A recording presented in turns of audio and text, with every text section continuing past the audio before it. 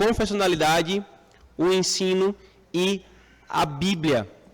A confessionalidade, o ensino e a Bíblia. Por que, irmãos, na construção das palestras foi pensado nesse tema para nosso amadurecimento sobre esse tópico?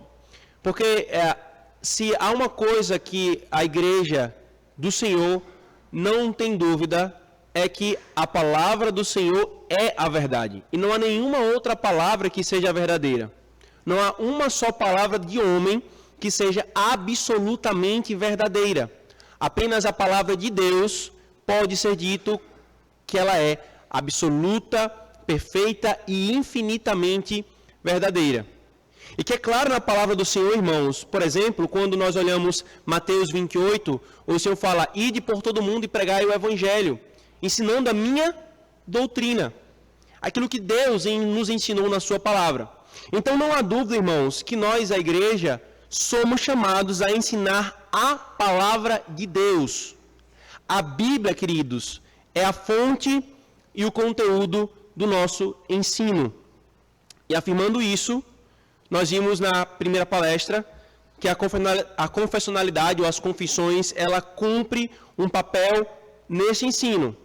E depois, nós acabamos de ver que a confessionalidade é ordenada por Deus. A pergunta então é, se eu tenho de ensinar a palavra de Deus para os meus filhos, eu tenho de ensinar a palavra de Deus à igreja como ministro, os presbíteros nos seus discipulados, nos aconselhamentos, qual é a relação entre a Bíblia e essa confessionalidade? Ao falar sobre confessionalidade e defendê-la no ensino, será que eu não estou pecando contra Deus? Tudo bem que é bíblico, eu entendi, pastor. Ficou claro que a confessionalidade é algo bíblico.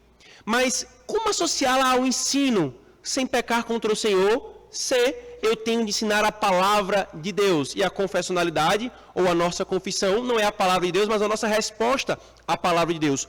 Como lidar com isso, irmãos?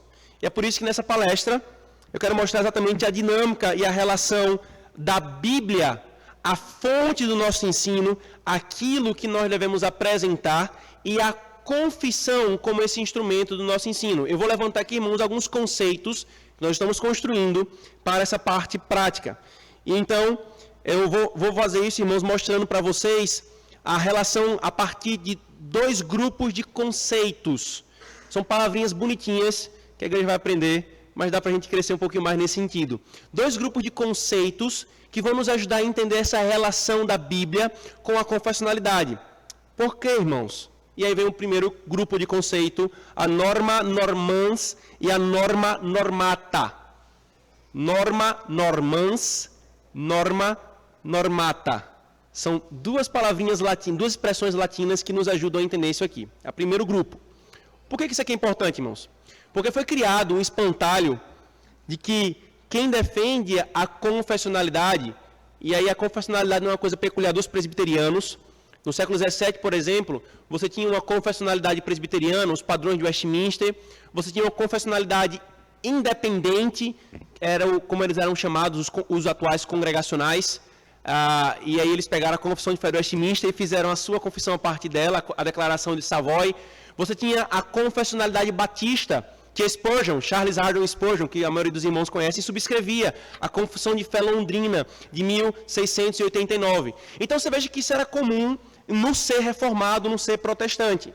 Então, mas hoje muitos se levantam com a objeção de que, além disso ser radical, disso ser exagero, disso ser xiismo, ou qualquer tipo de neologismo que inventam para se opor a isso, falam que defender isso é colocar, no nosso caso presbiteriano, os padrões de Westminster no mesmo patamar da Bíblia. Isso é uma grave acusação. Isso é uma grave acusação, irmãos. Mas eu quero mostrar para os queridos aqui, irmãos, que defender a confessionalidade ou a subscrição confessional não é igual ao tradicionalismo romanista, que diz que a palavra do Papa e do magistério, a tradição, é igual à palavra de Deus. Não é. Não é colocar a confissão e a Escritura Sagrada no mesmo patamar. Não é subordinar a palavra de Deus às palavras dos homens. E nem é uma afronta ao sola Escritura. Não, irmãos. A teologia reformada, então, cunhou algumas importantes expressões para definir isso. essas categorias.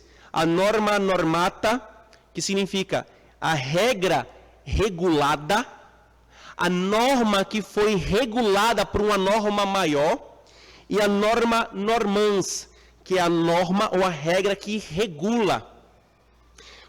O reverendo Heber Campos Júnior, um pastor brasileiro, conhecido de muitos irmãos aqui no Brasil, ele diz o seguinte em um artigo dele da Fides Reformata: como se diz em círculos teológicos, devemos crer que a Escritura é a norma normans, ou seja, a norma que normatiza, enquanto a teologia ou a confissão, a norma normata, ou seja, a norma normatizada.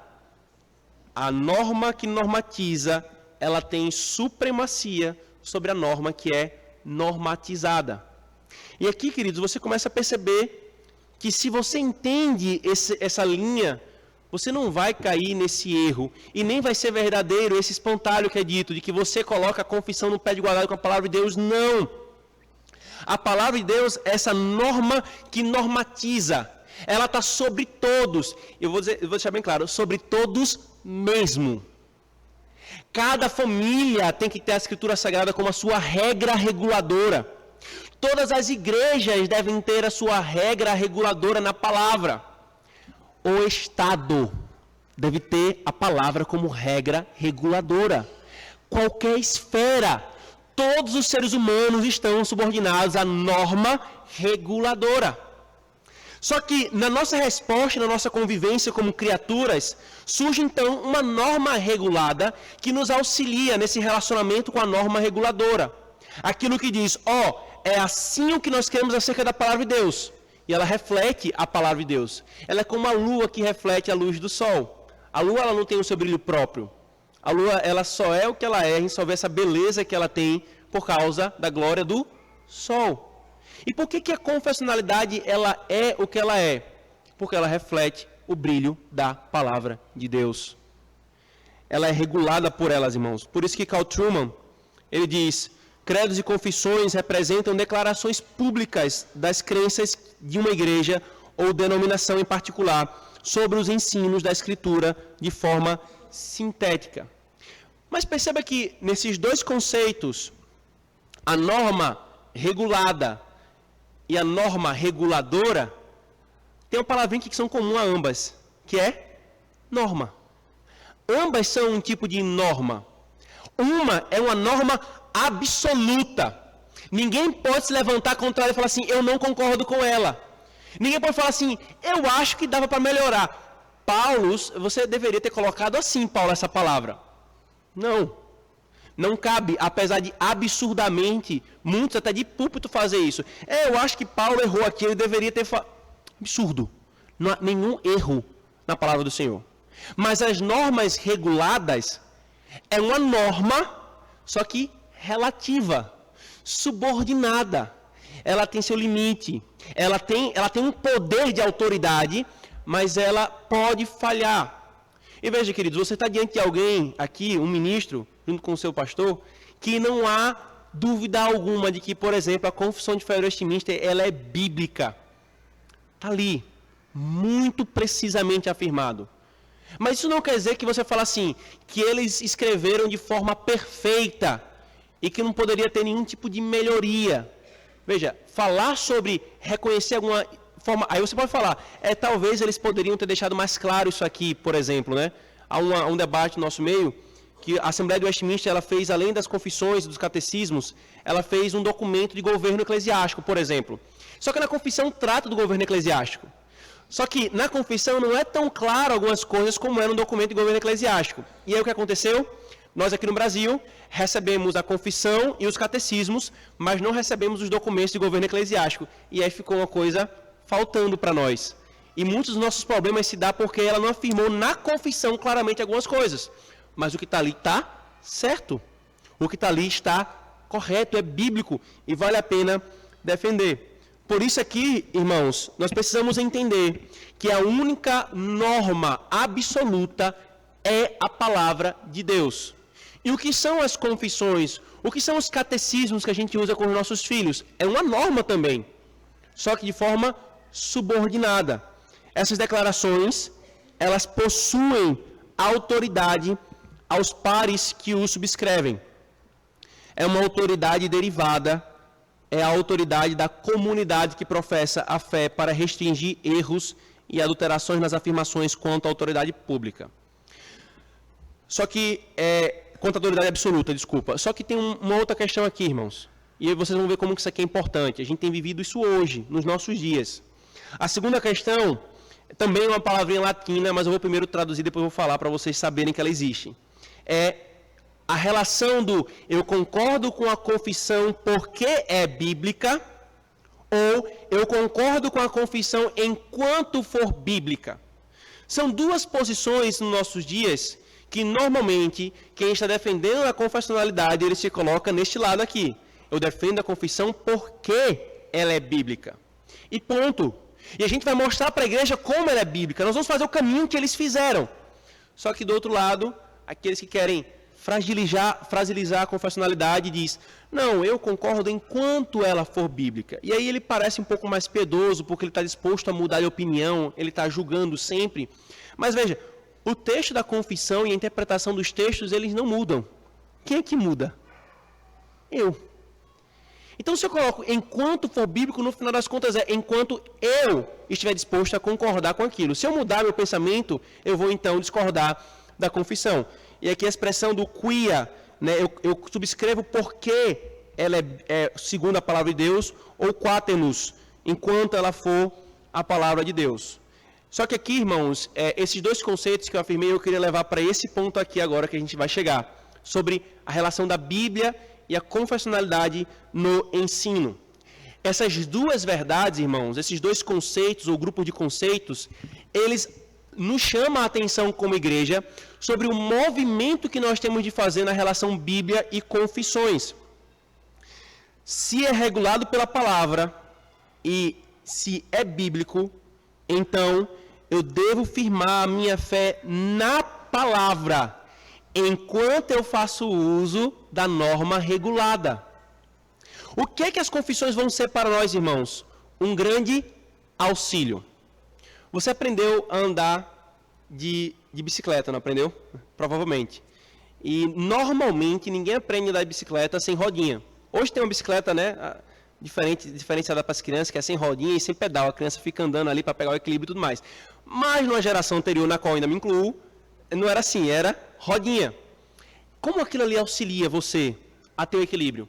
De forma que depois o seu equilíbrio está tão amadurecido que você não precisa tanto assim daquilo ali. Não estou dizendo que não preste mais para nada, mas você tem uma maturidade. A confessionalidade, irmãos, ela auxilia a igreja nessa caminhada, dando sempre uma maturidade na sua caminhada como igreja. Ela auxilia os ministros e o conselho. Então, esse caminho, irmãos, tem que ser este aqui. A palavra de Deus é a minha base. E eu vou, então, para a confessionalidade, tendo ela como um instrumento para fortalecer a minha fé na palavra. A nossa fé não está na confissão de fé de Westminster. A confissão de fé de Westminster é a expressão da nossa fé, e não a base da nossa fé. Eu quero mostrar exatamente agora, irmãos, esse caminho correto da confessionalidade bíblica. Ela vai da Bíblia para a confissão e da confissão para a Bíblia. Se você inverter isso aqui, no meio do caminho você pode se perder. Você vai fracassar, além de não glorificar ao Senhor. A nossa convicção, irmãos, deve vir da palavra de Deus. Ela é a nossa única regra absoluta. Lembra? A norma normans, a norma que regula. Ela é a nossa fonte. E essa é a razão porque os bereanos, quando lá em Atos 17, estão ouvindo o apóstolo Paulo pregando a eles, eles estavam conferindo com a Escritura para saber se batia aquilo que Paulo estava falando com aquilo que a Escritura dizia. Toda e qualquer regra, então, irmãos, ela é relativa à palavra. Portanto, a verdadeira piedade e o verdadeiro reto ensino são aqueles que são fundamentados na Escritura. Faz-se uso dos irmãos do passado, abraça-se as confissões. Porém, a base é o quê? A palavra de Deus, a Escritura sagrada. A Bíblia, irmãos, é a palavra do Deus vivo, por meio do qual o homem se relaciona com Deus e pode conhecê-lo. O que eu acabei de falar, inclusive, é uma confissão, é uma posição doutrinária. Se esse movimento não for feito, irmãos, pode ser a confissão mais perfeita de todas, como para mim é o caso da Confissão de Fé de Westminster. A acusação de que nós podemos estar colhendo ela como uma tradição tal qual os romanistas ou os fariseus pode pairar sobre nós. E esse movimento aqui, irmãos, que faz com que o nosso apego aos padrões de Westminster seja piedoso. A pergunta é, nós somos capazes de, amorosa e exegeticamente, provar tudo o que professamos na Confissão de Fé de Westminster como bíblico? Eu vou dar um exemplo, irmãos, antes de começar aqui, a 2 aspectos práticos. Ontem, já perdi aqui no fuso horário do negócio. O reverendo Alessandro me perguntou, pastor Cristian, como começou a sua caminhada com relação à confessionalidade? Eu fiz, pastor, foi bem interessante. Aos 19 anos, eu fui eleito presbítero regente numa igreja, presbiteriana lá em Natal, e no ato da ordenação me foi perguntado, você jura subscrever os padrões de fé do Westminster como a sua expressão da sua fé? Aí eu, O que? Eu não sei o que está lá. Eu até tinha ouvido falar que tinha um documento. Veja, eu estava há quase 10 anos em uma igreja e presbiteriana. E eu não sabia nem o que era isso ao certo, de ter lido, de ter mexido naquilo. E eu tinha acabado de ser eleito presbítero regente, estava sendo ordenado e sendo colocado diante de um juramento. Eu estava lá. Eu jurei. Mas não foi da boca para fora. Eu jurei a Deus. Então, o que é que eu tive de fazer assim que terminou a ordenação? Eu vou correr agora, saber o que é isso que eu acabei de jurar. E veja, eu me coloquei numa situação muito difícil, mas eu me coloquei num pressuposto. Eu estou numa igreja que o Senhor levantou, né, essa denominação, essa expressão da Igreja de Cristo, que ela não começou ontem. Eu não estou falando da minha igreja local, eu estou falando da igreja presbiteriana. Ela é a Igreja de Cristo na sua expressão que começou ali no século XVI. E os homens que vieram antes de mim, eles não eram meninos na fé. Se eles fizeram isso aqui, eles fizeram com seriedade. Eu então tenho um pressuposto. O pressuposto é, eu não sou juiz, eu sou servo. Eu não sou o irmão mais velho, eu sou o irmão mais novo. Eu não sou o pai, eu sou o filho na fé. Eu vou estudá-los procurando entender quais foram os caminhos que eles fizeram na palavra de Deus para que eu possa dizer, é isso. E foi aí que começou essa sensibilidade, irmãos, do caminho que nós temos de fazer. Está lá expressamente afirmado, bíblico, bem fundamentado. Mas muitos se aproximam dos padrões de fé já com um tom de, eu vou julgá-los. Ora, se nós ao menos tivéssemos a mesma capacidade, beleza, seria de igual para igual. Mas em muitos casos é mera vaidade e orgulho, em que não se tem nem 10% da capacidade que esses homens tiveram. Eu me coloquei nessa situação e eu tive que pressupor isso, e isso é verdade. E quanto mais, irmãos, eu lia a confissão e ia para os textos bíblicos e tentava procurar subsídio de homens que creem firmemente naquilo, e eles explicavam, eu ficava, Senhor, obrigado. Obrigado por ter me colocado nessa situação de uma igreja que professa isso, tão bíblico, tão firme, tão piedoso. E quanto mais vou caminhando, irmãos, mais a convicção vai pulsando no coração. Quanto mais eu mexo com a Escritura Sagrada, é um glória que vem. Louvado seja o Senhor por isso. Porque isso é bondade da providência do Senhor com este povo. Nós temos de ter essa convicção, irmãos. Nós temos de ter essa convicção. Algumas situações são interessantes, antes de começar aqui nas questões práticas. Você, por exemplo, pega alguns pontos da Confissão de Fé do Westminster, que eu estou usando como exemplo aqui, e comumente, até entre pastores, alguns se levantam assim, eu não concordo tanto com tal coisa, o que já é esquisito, porque você fez um juramento, amado. Eu não espero que você chegue no seu casamento e diga, eu juro ser fiel à minha esposa, e no final, eu não concordei tanto assim com aquele juramento que eu fiz. Isso não é hombridade, isso não é ser homem. Se você jurou diante do Senhor e da igreja, você tem que buscar concordar com aquilo que você jurou. Você, se não concorda, você vai gerar divisão na igreja. Você pode gerar introdução de falso ensino da sua cabeça. Veja a gravidade disso, irmãos. Mas então, alguns se levantam e eu vivi uma situação inusitada na nossa igreja. Né? Um ponto, por exemplo, que é muito comum de muitos pastores e presbíteros não concordarem é que a nossa confissão, lá no capítulo sobre a igreja, afirmando a doutrina bíblica sobre a igreja, que Cristo é o cabeça da igreja, dos presbíteros, dos concílios e tudo mais, aí ela vai lá e afirma assim: não há nenhum outro cabeça na igreja senão Cristo. Aí um bocado de versículos que afirmam isso. É que aquele que se coloca como cabeça da igreja, o Papa, é outra coisa senão o anticristo. E aí muitos hoje falam assim, o Papa, o anticristo, não, isso é demais. Só que o que muitas pessoas não percebem é que essa profissão de fé de que o Papa é o anticristo, o papado é o anticristo, ela não é uma novidade de ontem. A igreja, no decorrer dos séculos, lidava com todos os textos bíblicos e chegava a esta conclusão. Então, logo o papado surgiu, eles identificaram. Aqui bate com o que os textos estão falando. É nessa figura do papado que está o anticristo, porque a Escritura está falando que o anticristo vem do meio da igreja. Não é o islamismo, não é o Estado, não é o ateísmo, vem do meio da igreja. E quando eles começaram a perceber as características daquela pessoa, daquela posição no meio da igreja, eita, tem alguma coisa aí. E muitos, inclusive, no meio da igreja, no decorrer dos séculos, lutaram para tirar essa estrutura do papado. E cada passo que o papado dava, mais se parecia com o que a Escritura falava acerca do anticristo. Quando chega na Reforma Protestante, está no ápice. Já não tem mais dúvida. O papado é o anticristo. E aí isso foi colocado nas confissões da Reforma. Isso foi colocado nas confissões do pós-reforma, a confissão de fé do Westminster. Então há todo um contexto exegético, há todo um contexto doutrinário e histórico por trás disso. Só que aí, o que aconteceu no século XIX e no século XX? Um movimento chamado movimento ecumênico, fruto do liberalismo teológico, que dizia, todas as religiões são iguais. Não, deixa dessa confusão de católico romano com protestante, nós somos irmãos. Mesmo no Concílio de Trento, eles mantendo os anátemas sobre os reformados, né? Se você defende a justificação pela fé, você é um anátema. Se você diz que apenas a palavra, a Bíblia é a palavra de Deus, você é um anátema. Mas vamos lá, vamos deixar essas coisas. E aí o ecumenismo foi tomando conta a nível mundial. Você acha que isso não afetou a mentalidade de muitos na igreja evangélica?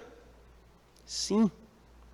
Tem muitos que não sabem a gravidade das heresias do romanismo. Igreja Católica Apostólica Romana não é cristã nos termos bíblicos. Eu posso falar nos termos históricos. Aí você vai ter a cristandade um grupo muito maior. Mas nos termos bíblicos, não são irmãos. E eles falam a mesma coisa de nós. Só muitos de nós é que estão se esquecendo disso. Por que eu estou falando tudo isso aqui, irmãos? Porque esse é o contexto da situação do debate com relação ao papado do anticristo. E aí o irmão estava na nossa igreja, foi semana passada, inclusive, não, essa semana eu fiz uma visita pastoral à família deles, e a gente conversando, e ele era presbítero em outra igreja, né? E ele falou, pastor, eu cheguei na Manancial e vi a firmeza com que vocês lidavam com a confessionalidade, e eu olhava assim, eu já tinha sido ordenado presbítero, eu falei, rapaz, eu não sei se eu sou tão confessional assim não, mas estou aqui, e estou aprendendo e tal. Ele falou, pastor, tinha uma coisa que eu não me descia na confissão, era que o papado era o anticristo. É mesmo, irmão. Assim, muitos têm esse problema e tudo mais. Mas, pastor, numa aula de escatologia, em que o senhor estava falando sobre escatologia e teve que tratar sobre quem era essa pessoa do anticristo, o senhor abriu lá 2 textos, que eu fiquei olhando a explicação dos textos, e ele falou esses termos, eu sou um retardado mesmo. Está tão claro isso. Como é que eu não considerei isso? Está aqui. E quando você para olhar para o papado, é ele. E essa história, meu irmão, me mostrou uma coisa. Que primeiro, veja o caminho que foi feito para ele. Eu não cheguei com a confissão. Falei, a confissão. Eu abri a Bíblia e fui explicar os textos bíblicos. E a conclusão foi aquela que estava na confissão. A segunda foi, ele se colocou de forma ensinável. Eu vou ouvir aqui, eu quero considerar. Até então eu não entendi. Ninguém que eu li me convenceu, mas aqui eu vou ouvir o pastor Cristian, o pastor que está me pastoreando. E ele se deixou ensinar pela palavra. E qual foi o resultado? Ele se tornou mais confessional. Ele, agora sim, pastor, está todos os pontos fechados. Eu concordo totalmente. Então veja, irmãos, que esse é o movimento que nós devemos fazer ao invés de ficarmos numa posição de soberba e de que nós somos o poço da sabedoria dos nossos dias, nós podemos parar e pensar assim: será que esses homens não foram fiéis ao ponto de nos dar isso aqui? É quando você parar para olhar a história desses irmãos, escrevendo o que eles escreveram, no meio daquela confusão que eu falei ontem, a guerra civil do lado de fora, o resultado daquilo ali poderia ser a sentença de morte deles. Eles não estavam brincando, irmãos. Quando você olha homens, que sabe quantas sessões eles usaram para escrever os padrões de Westminster? 1.161 sessões, reuniões, debates muito amorosos, o Wayne Brevard diz, que um dos delegados, assim, eu nunca vi ninguém debatendo coisas tão profundas, com tanta serenidade, com tanto amor e respeito. Eles, às vezes, paravam o debate quando eles estavam tendo dificuldade de entender, chegar num ponto, eles, irmãos, vamos orar. Aí eles gastavam 1 hora de oração. 1 hora de oração.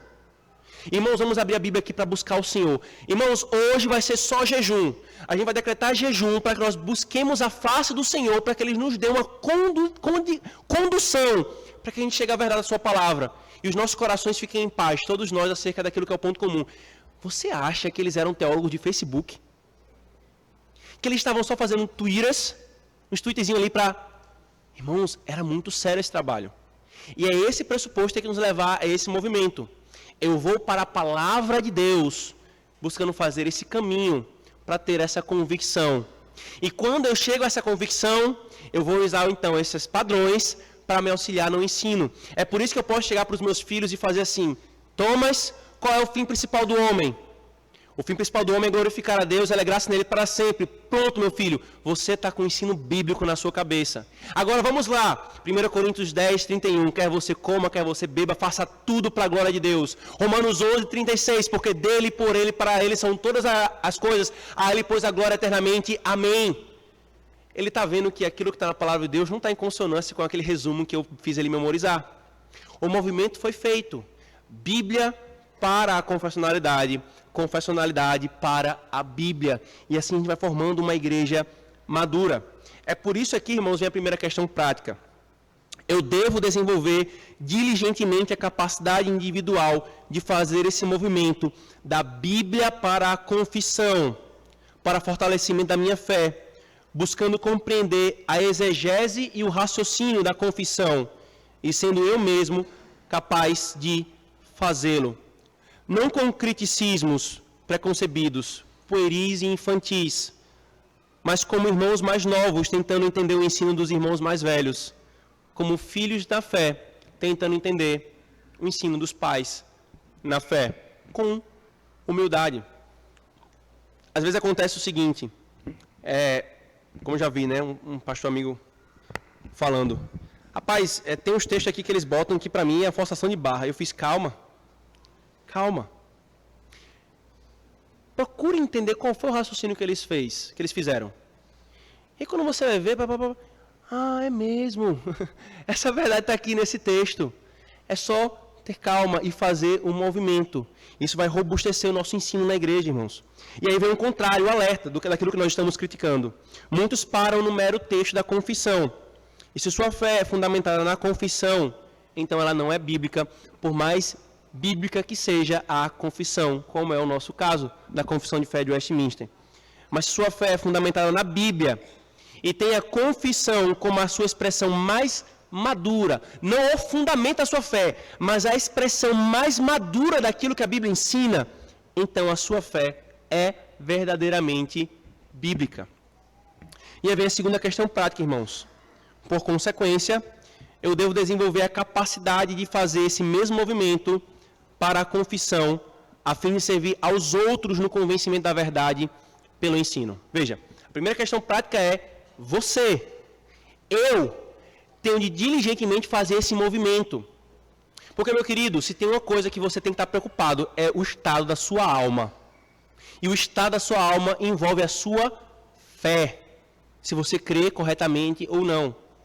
Então, é por isso, por exemplo, que nós encorajamos as famílias na igreja a fazerem uso dos credos, das confissões no culto doméstico. Leiam a palavra de Deus e, se possível, separe um tempo ali para memorizar o catecismo, para estudar o catecismo, abra texto após texto, para você fortalecer a sua fé. Quem está de pé, cuide para que não caia. Satanás tenta a fé do povo de Deus. Ele quis fazer isso com Pedro, Jesus falou. Ele quer te peneirar, mas eu roguei por ti, e tu estás preservado. Nós devemos fazer uso dos meios que o Senhor nos entregou, irmãos. O estar, por exemplo, na pregação pública, no culto público, ouvindo a ministração pelo ministro do Evangelho, não é um mero ato de religiosidade. Não é só para dar satisfação ao pastor, para o pastor não ficar lhe caningando porque você faltou. Você está ali querendo buscar a palavra do Deus vivo que está sendo exposta para a sua fé ser fortalecida. E é esse o movimento que envolve a confessionalidade. Você está fortalecendo a sua fé. Antes de avançar para o segundo ponto que eu mencionei, eu quero dar mais um exemplo na história da igreja. No século XVI, irmãos,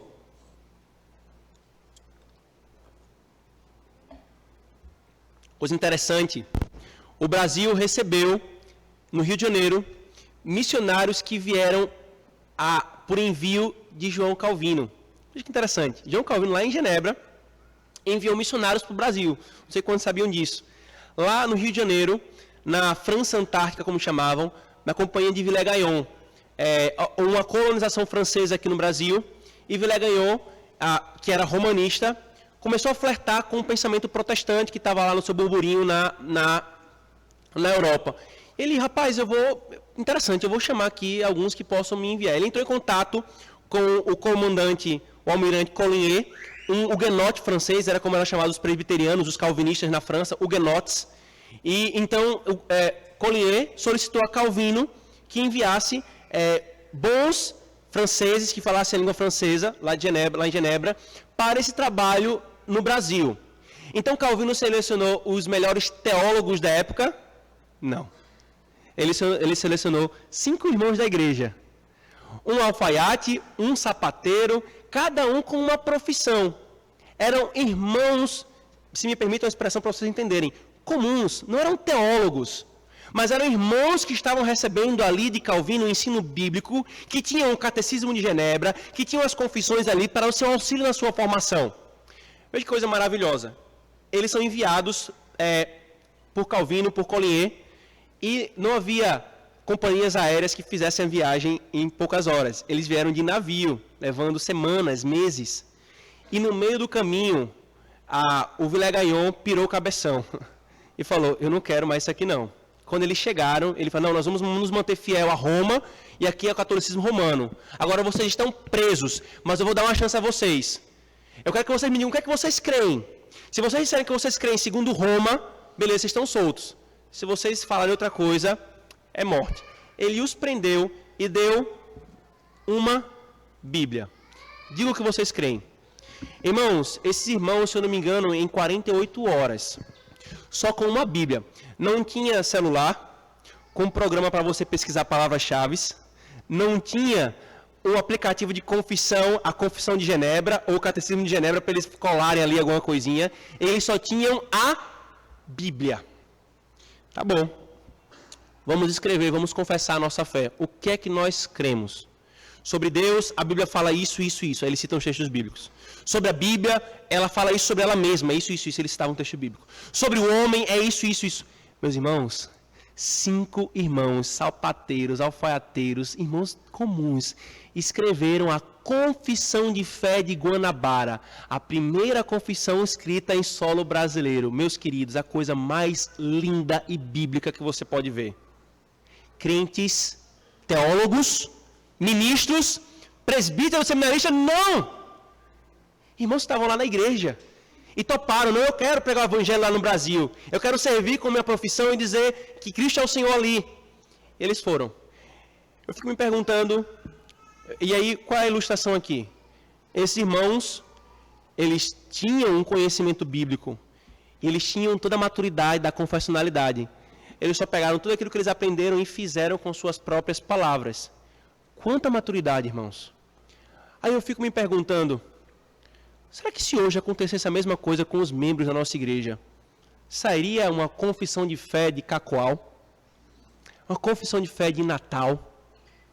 Assim, bíblica como a confissão de fé do Westminster? bíblica conforme aquilo que nós temos recebido na palavra do Senhor. Só que eu vou além. Se nós colocássemos alguns ministros fechados numa cela de prisão, será que sairia? Veja, irmãos, que a firmeza da nossa fé é uma coisa fundamental para a nossa maturidade e caminhada com o Senhor.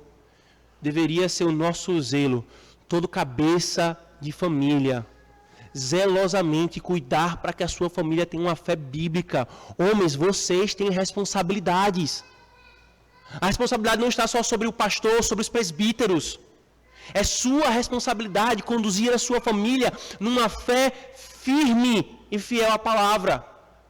De forma que se você morrer, por exemplo, e os seus filhos ficarem sem a sua presença, você vai poder entregar sua alma ao Senhor dizendo: eu ensinei a eles todo o conselho de Deus. Eles têm agora a fé sã para caminharem até a volta do Senhor. Isso é um dever que cai sobre nós, queridos. Primeiro, esse movimento meu junto à palavra para fortalecer a minha fé. Vou para a confissão, pego na confissão, volto para a palavra. E assim eu estou ficando preparado, como nós vamos ver na próxima palestra, para ensinar aos outros. E aí vem a segunda parte prática. Eu tenho que fazer esse mesmo movimento, irmãos, da Bíblia para a confissão, para o convencimento dos outros da verdade. Se não ficou claro, querido, o que está acontecendo aqui é exatamente isso. Veja o que foi feito ontem. Eu citei algum texto da confissão aqui para os irmãos? Nenhum. Hoje pela manhã citei algum? Citei agora quando eu fui ilustrar a questão do anticristo. Mas a gente está abrindo a Bíblia e está fazendo esse movimento. Olha isso aqui. Veja isso aqui. Porque, como eu estou diante de crentes, esses crentes querem a palavra de Deus. A gente convence pela palavra. Agora, vamos lá. Perceba que ser confessional não é coisa de radical. Não é coisa de puritano ou neopuritano. Não é coisa de xiita. Não é coisa de romanista. É ser bíblico. E o nosso coração, então, é convencido disso. E nós vamos batalhar por isso, pelo bem da igreja, irmãos. Os crentes existiam antes da confissão de fé de Westminster.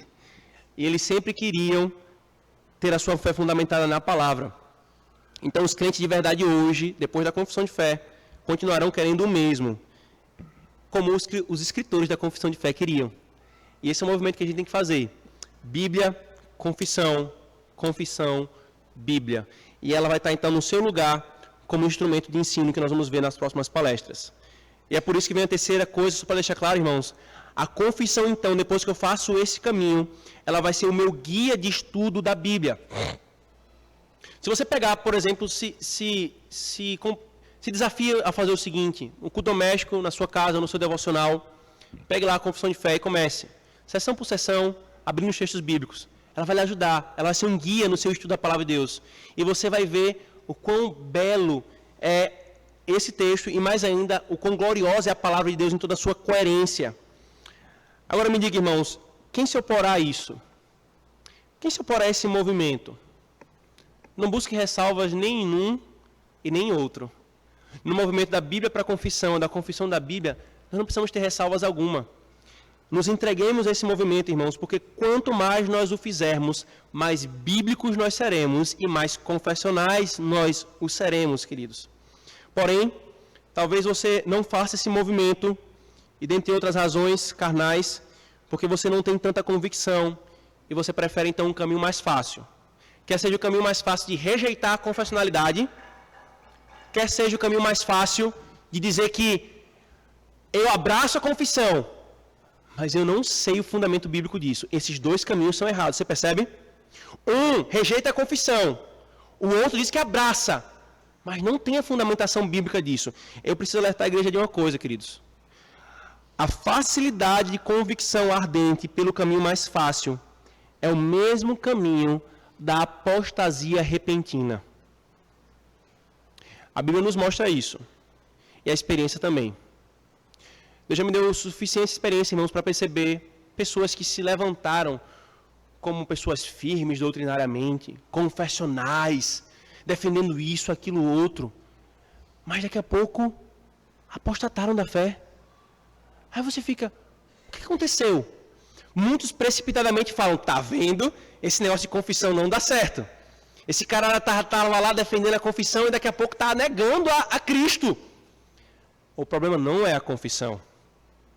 O problema é o movimento que foi feito. Há um caminho fácil, irmãos, que dá uma falsa convicção, vai levar ao caminho da apostasia. Qual é o princípio que governa o nosso coração? Nós vamos meditar mais tarde. Esse princípio vai dizer qual caminho eu vou fazer. E a última consideração, irmãos, sobre a relação da Bíblia e o ensino, com esses dois conceitos que nós vimos, né? A norma reguladora, a norma regulada, o subscrever porque é bíblico e não enquanto for bíblico. E então, juntando essas duas coisas, eu vou fazer o caminho da Bíblia para a confissão e da confissão para a Bíblia. Vem uma última coisa aqui importante para lembrar, que se tratando de concílio, irmãos, esse movimento, se for possível ser feito, ótimo. Mas a nível conciliar, isso não é necessário. E aqui eu fortaleço a minha igreja lá em Natal nesse sentido, e eu então aproveito a oportunidade também para fortalecer a igreja de Cacoal nesse sentido. Quando nós estamos em conselho, por exemplo, nós não precisamos reinventar a roda. Eu vou dar um exemplo. Quando eu era presbítero regente, no conselho da igreja que eu atuava, que é a igreja que eu cresci, você tinha um presbítero com inclinações neo-ortodoxas, o pastor sabe, uma posição doutrinária que mistura um pouquinho de liberalismo com um pouquinho de ortodoxia, um presbítero. Você tinha outro presbítero que era militante de partidos comunistas, você tinha um outro que era carismático, veja a confusão que era esse conselho. E você tinha um outro que tinha inclinações dispensacionalistas. E aí a igreja não sabia o que era o culto bíblico, o que era dia do Senhor, o que era pregação expositiva, coisas básicas, não sabia.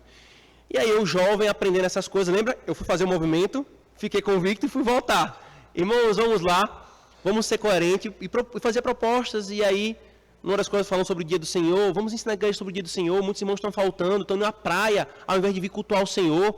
Natal, né? Aquelas praias lá, os irmãos eram muito tentados e caíam na tentação.